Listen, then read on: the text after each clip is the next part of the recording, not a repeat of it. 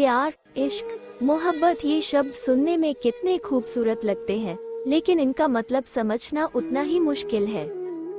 ना जाने कितने दीवानों ने प्यार को शब्दों के दायरे में कैद करने की कोशिश की है, मगर हमेशा असफल रहे हैं, क्योंकि प्यार शब्दों का मोहताज नहीं।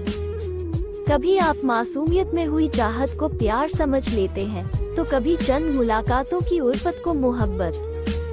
कभी कभी ऐसा भी होता है कि आप एक ऐसे पागलपन के जुनून को इश्क मान लेते हैं और संबंधों के दलदल में फंसते चले जाते हैं।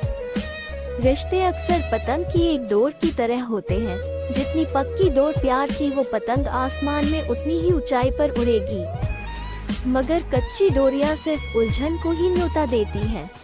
दिल के मामले में हम इंसान बड़े ही भोले होते हैं, कब किसको अपना वक्त और व्यक्तित्व सौंप देते हैं पता ही नहीं चलता।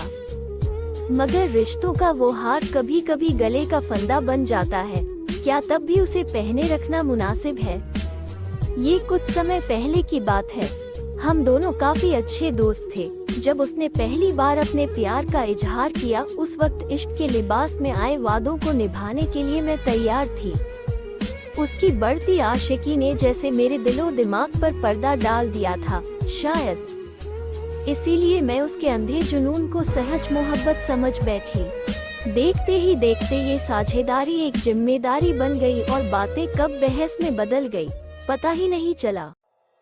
हम दोनों के बीच सांस लेने के लिए जगह कम पड़ने लगी। हम मिलते तो थे, पर हमारा मिलना भी ख्वाहिशें कम काम ज्यादा लगने लगा था। मेरा अपने लिए वक्त निकालना भी उसे मंजूर नहीं था, जैसे पूरा वक्त बस एक दूसरे को इस बात का दिलासा देते रहते थे कि हम दोनों के बीच जो भी है उसे ही तो प्यार कहते हैं। बस फिर क्या था, हर छोटी से छोटी बात में खरी खोटी सुनाना, ताने मारना रोज का रूटीन बनने लगा था।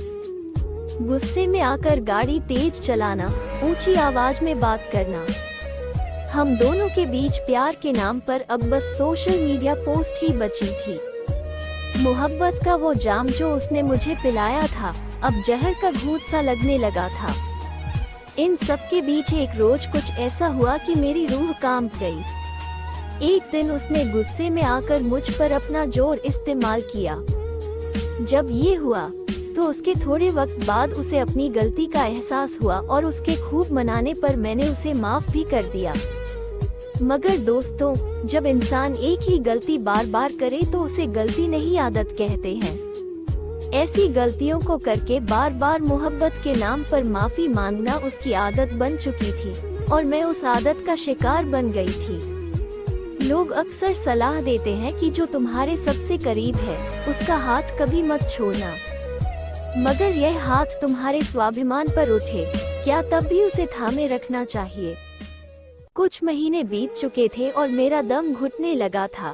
जो रंगीन सपने हमने एक साथ सजाए थे, अब बस उनकी बेरंग परछाइयां ही नजर आ रही थी।